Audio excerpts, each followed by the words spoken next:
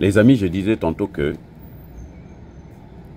il n'y a pas, dans l'accord que la RDC et le Rwanda vont signer, il n'y a pas un volet qui concerne le contrôle et la sécurisation des matières premières de la RDC.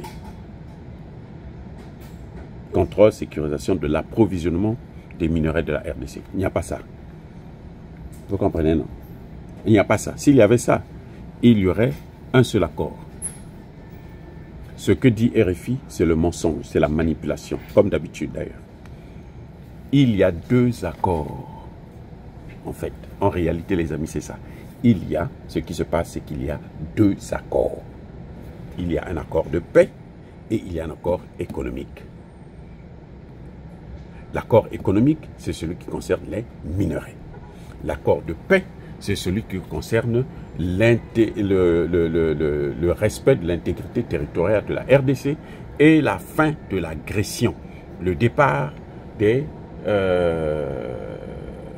milices rwandaises, des criminels mercenaires rwandais du sol congolais. Voilà les deux accords qu'il y a.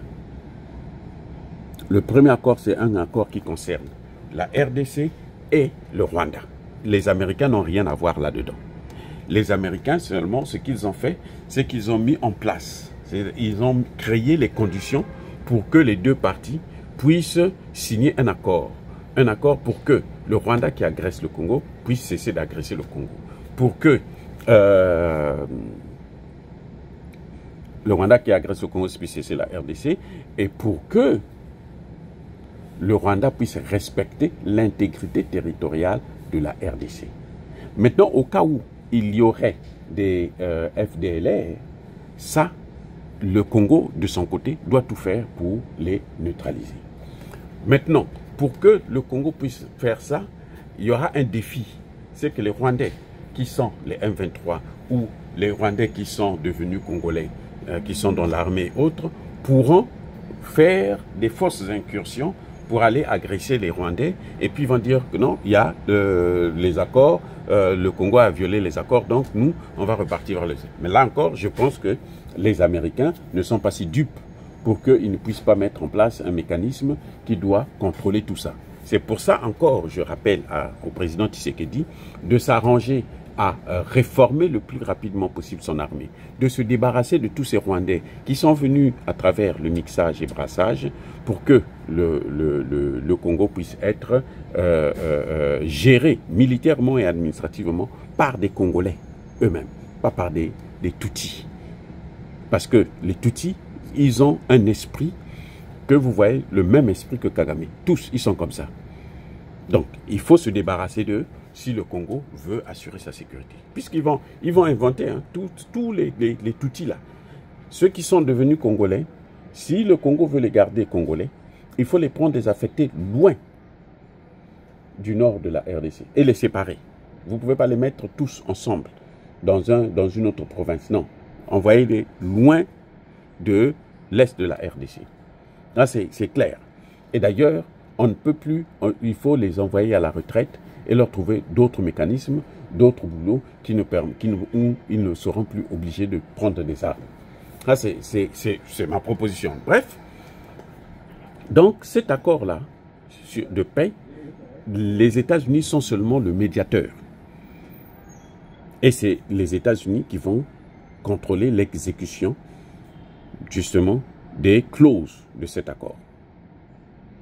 Maintenant, en dehors de cet accord qui concerne le Congo et le Rwanda, il y a aussi un accord qui concerne le Congo et la RDC. Celui-là maintenant, c'est un accord de minerais. Pour cet accord-là, le Rwanda ne sera même pas là. Kagame ne va pas venir signer ça. Kagame, lui, vient signer les accords de paix. Le ministre des Affaires étrangères du Rwanda signe les accords de paix. Mais les accords sur les minerais, ce sont les minerais du Congo. C'est le Congo qui a contacté les Américains pour dire que moi j'ai des minerais ici, je vous les donne et vous, en échange, vous me donnez la sécurité. Point. N'écoutez pas ce que vous dit RFI. C'est le mensonge, c'est la manipulation. Ça, il n'y a rien d'autre à faire. Le mensonge, la manipulation. Ils veulent vous faire croire, vous faire perdre espoir et confiance en votre président Tshisekedi. Voilà, que ce soit bien clair, il y a deux accords. Il y a un accord de paix et il y a un accord de minerai. S'il n'y avait pas deux accords, il n'y aurait pas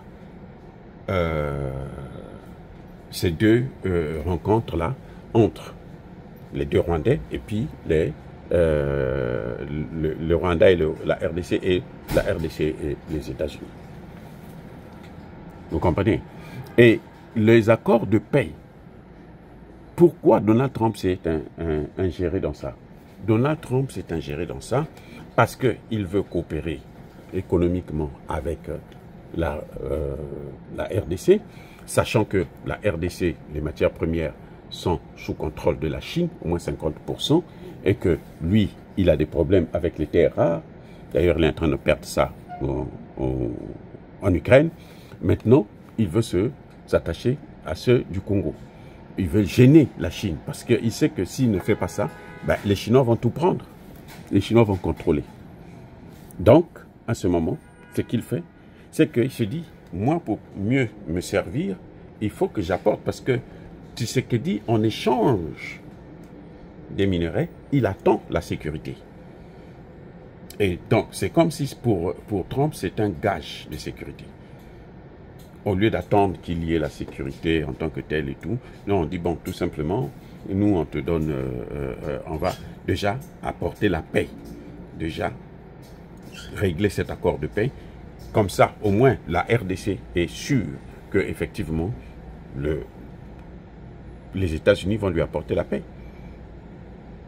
Et puis, c'est un piège pour les États-Unis qui a été tendu par Tshisekedi. Parce que tout le monde sait, peut-être les plus naïfs, qui ne savent pas que, ce sont les Américains qui étaient derrière Kagame. C'est un projet de Bill Clinton, nous savons ça. Donc voilà, les amis, c'est clair et c'est net. Il y a deux accords, contrairement à ce que dit RFI et France 24. Soyez bénis.